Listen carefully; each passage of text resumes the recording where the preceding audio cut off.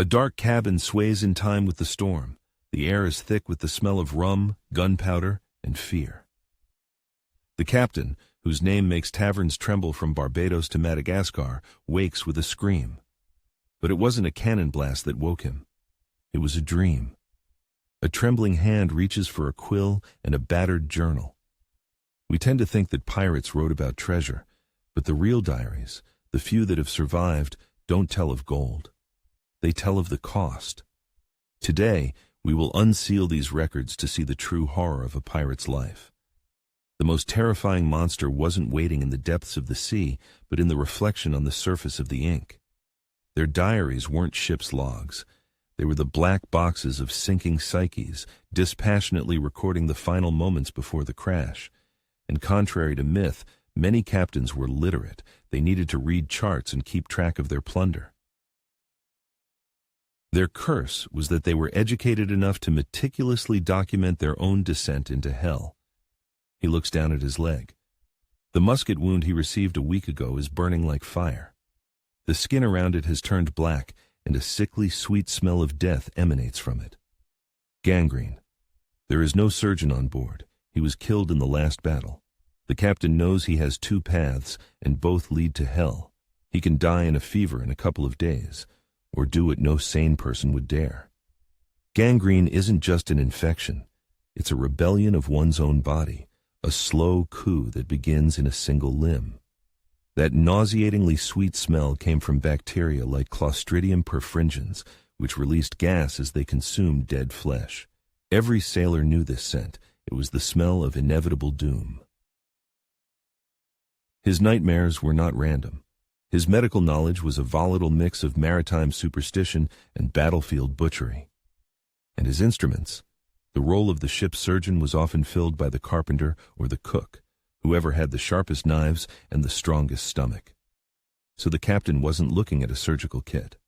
He was looking at a carpenter's saw and a meat cleaver. In his diary, he doesn't write about krakens, he writes about people. He sees, again and again, the faces of the merchant crew he ordered thrown overboard. He hears their voices in the sound of the waves.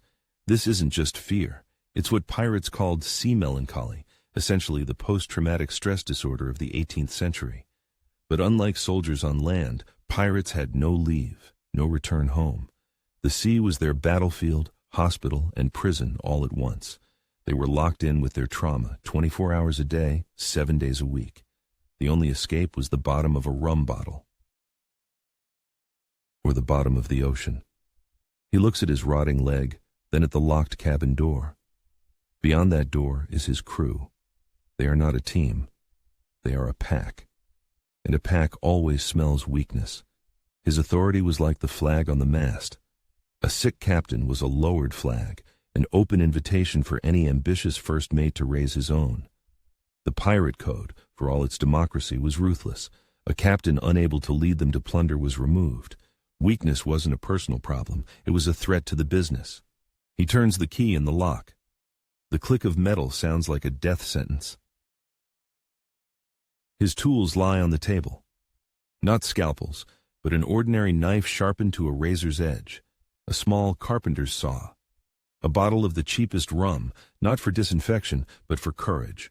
And a pot of ship's tar bubbling over a brazier. This is his anesthesia, his antiseptic, and his sutures all in one. This isn't a surgical kit, it's the toolbox of a damned carpenter about to fix his body like a broken mast. The tar was a brilliant and terrifying choice. It was on every ship, waterproof, and had antiseptic properties, the perfect material to seal a wound, if you could withstand the hellish pain. Now, stop for a second. Imagine you are in that cabin. You have only these items. No help, no anesthesia. Your life depends on whether you can drive a knife into your own flesh and then saw through your own bone, fighting through pain that could drive you mad. This is not a hypothetical scenario. This was the reality these men faced. Amputation without anesthesia can cause neurogenic shock, death from the pain itself. It's not just very painful. It's like the loudest sound you've ever heard, but it's coming from inside every one of your nerves. The key to survival was speed. A professional surgeon could saw through a bone in under a minute. Now imagine how long it would take you. He takes a deep swig of rum and bites down on a leather strap. The first cut is with the knife in a circle. Then the saw. The dominant sound in this scene is the scrape of metal on bone. A muffled scream, swallowed by leather. Sweat blinds him. And finally, the last pull. The leg is severed. Consciousness is fading, but he manages the most crucial step. He plunges a red-hot ladle of tar into the open wound. The sizzle. Cauterization was a deal with the devil. A second of unimaginable hell in exchange for a chance to see the dawn. And that smell, not just burnt meat, but a nauseating cocktail of hot pine tar, blood, and flesh. But cutting off the leg was only half the battle. The hardest part was just beginning. This captain's story was not an exception. It was the rule. Constant violence, paranoia, and alcohol created a perfect storm for mental illness. It was an epidemic that no one diagnosed. And we have a witness, Alexander Exquemelin, a surgeon hired by pirates in the 17th century. He spent years among them, describing their lives with medical precision. His book, The Buccaneers of America, became a bestseller of its time, a true crime podcast that shaped our image of the pirate. Exquemelin describes the pirate's mind as a prison with 3 cells. In the first were the ghosts of the past, the faces of his victims, returning in nightmares every night. In the second was paranoia, the constant fear that his crew would murder him in his sleep for his share of the loot. And in the third, darkest cell, sat the fear of justice. Pirates were hanged at Execution Dock in London, their bodies left in chains on the shore to be covered by 3 tides as a warning. Legally, they were hostess. Humani generis, enemies of the human race. This meant anyone could kill them without trial. They had no safe harbor in the world. Consider Edward Teach or Blackbeard. His famous fits of rage weren't a tactic. They were symptoms. He would shoot members of his own crew without reason, just to remind them who he was. In the most famous incident, he shot his first mate, Israel Hands, in the knee under the table. Blackbeard wasn't just a captain, he was a performance artist of terror. The lit fuses woven into his beard were merely a visualization of the fire that burned within him. But to the crew, a captain screaming at night wasn't a tragedy. He was a liability. A weak leader meant a lost battle and death for everyone. That's why every pirate ship had a quartermaster, an elected official who represented the crew's interests and could veto the captain's decisions. A leader's madness was a direct threat to survival, and it was the quartermaster who could initiate a vote to remove him. A pirate ship was not a monarchy but a brutal republic, where a leader ruled only as long as he was sound of mind. Amputation was a last resort. For ordinary wounds, the protocol was simpler and more terrifying. The wound would be rinsed with seawater or rum, then packed with gunpowder and lit on fire. The excruciating pain was the only known way to stop bleeding and infection. Their medical philosophy was simple: fight fire with fire. This wasn't pirate barbarism. It was standard military practice for centuries. The famous 16th century surgeon Ambroise Paré was one of the first to argue against cauterization, but his voice did not reach the open sea. It was like fixing a watch with a hammer, crude, brutal, but sometimes it worked. In the ship's medicine chest, if one existed, laudanum, an opium tincture, was more valuable than gold. But the most common item was mercury. It was the universal cure for syphilis, which ravaged crews as effectively as cannon fire. They rubbed it on their skin. They even drank it. They didn't know the cure was slowly driving them mad. Mercury destroys the nervous system, causing tremors, tooth loss, memory failure, and severe paranoia. The phrase "mad as a hatter" would emerge later from mercury poisoning among hat makers. Pirates experienced this effect a century earlier.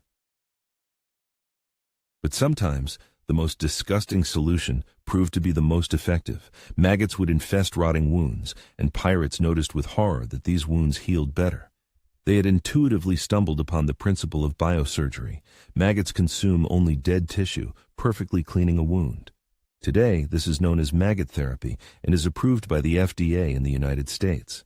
It was only rediscovered during World War I, when surgeon William Baer observed the same effect on wounded soldiers. These were tiny, repulsive surgeons, working with a precision no human could match. Let's create a credibility scale, or a desperation scale. Self-amputation with a saw, 8 out of 10, there are accounts. Cauterizing with gunpowder, 10 out of 10, a standard practice. Using maggots, 6 out of 10, more likely a random observation than a method. But this shows that their medicine was a mix of brutality, desperation, and accidental genius. Self-amputation seems impossible, but remember the mountaineer Aaron Ralston. In 2003, he cut off his own arm with a dull knife to survive. His story became the film 127 Hours. The will to live drives people to inhuman acts. It's just that for pirates, a 127 hours scenario was not an exception, but routine. Our captain survived, but this is not the end of the story. It's the beginning of a new, even more brutal chapter. A one-legged captain is a slow target in a boarding fight. His authority now rests not on muscle, but on pure terror. He had to become more cunning, more ruthless. The French privateer François Leclerc, nicknamed Peg-Leg, became one of the most feared pirates after losing his limb. But his story was the exception that proved the rule. For most, an injury was a daily political statement. Every dull thud of wood on the deck was not just a step, it was an assertion. I survived what would have killed you, and that is why I'm still in command. This is how we should view the iconic image of the pirate, the wooden leg, the hook for a hand, the black eye patch. These are not accessories, they are a showcase of endured agony. Each of these items is a scream frozen in wood and metal. The eye patch, by the way, didn't always cover an injury. It was worn so one eye would always be adapted to the dark. When going below deck, a pirate could switch the patch and see immediately. The hook, however, is largely an invention from Peter Pan. It would have been terribly impractical for working with rigging. A simple wooden stump was more likely. Survivors of amputation often suffer from phantom pains, feeling a limb that is long gone. Similarly, pirates, even after seizing treasure, suffered from a phantom hunger for a normal life. Wealth brought them no peace. They continued to plunder because the act of violence itself became the only way to numb this pain. Neuroscientist V.S. Ramachandran proved that phantom pains are real because the body map in the brain remains intact. The pirate's brain worked the same way. His map of a normal life was burned away, but he still craved a peace he could no longer achieve. Their greed wasn't for gold, it was a phantom pain for their lost humanity. This is why most such captains met a bad end. The inhuman will that allowed them to survive became the cause of their downfall. Their paranoia grew, they trusted no one, and the crew returned the sentiment. Captain Edward Lowe was known for his sadistic cruelty. Eventually, his own crew marooned him on a deserted island. And this wasn't the palms and coconuts of a novel. To be marooned meant to be left on a barren rock with a pistol and a single bullet. The last grim choice the crew gave their former leader. This brutality was not just directed outward, it was turned inward. They treated their own bodies like broken tools to be crudely fixed or discarded. This was the psychology of survival at any cost. They practiced a brutal form of objectification. The body was just another mechanism, like a cracked mast. If it hindered the Enterprise's survival, it was repaired or removed without sentiment. This is a known psychological defense mechanism for extreme trauma. Dissociation, the act of detaching oneself from one's physical shell to endure the unbearable. Thus was born their first law of survival, written in blood. Always choose the lesser of two evils, even if that evil is a red-hot knife. They intuitively understood what many still don't today. Sharp, unimaginable pain now is nothing compared to a slow, certain death from infection later. This was the logic of a field surgeon. The process is called triage. When resources are scarce, you make cruel decisions based on odds. Pirates were their own emergency room, performing this ruthless triage on themselves. Their second law was even darker. Physical scars can be survived, but a broken mind is a death sentence. Nightmares and paranoia were more dangerous than any storm because they destroyed the crew from within. The crew could see and understand a wooden leg. But the ghosts in the captain's head? They could not. These invisible mutineers sowed dissent and fear. This is why many pirate articles forbade gambling or women on board, not for moral reasons, but because any conflict could ignite the powder keg of paranoia. And from this followed the third and final law: turn your trauma into a weapon. A wooden leg had to become a symbol of resilience, not disability. A hook for a hand, a sign of lethality, not a handicap. Their entire image was a theater designed to conceal a broken man. This is called a dread reputation. Pirates like Blackbeard and Bartholomew Roberts crafted an image of absolute evil so that ships would surrender without a fight. A fight is a risk. Terror is a business strategy. And the Jolly Roger was not a single standard. Each captain had his own logo of horror. Black Bart's flag depicted him standing on two skulls, symbolizing his enemies, the governors of Barbados and Martinique. Studying these diaries and survival protocols, we see not just robbers, but people pushed to the absolute limit. So who were they really? Ruthless monsters who reveled in cruelty, or desperate survivors whose brutality was their only tool against hell? Post a single word in the comments: monster or survivor. But before you answer, remember this: many were forcibly pressed into the Navy. They fled merchant ships to escape inhuman conditions. A pirate ship was one of the few places in the 18th century world where democracy reigned and a black slave could become an equal member of the crew. Perhaps they weren't the disease, they were a symptom of a sick world.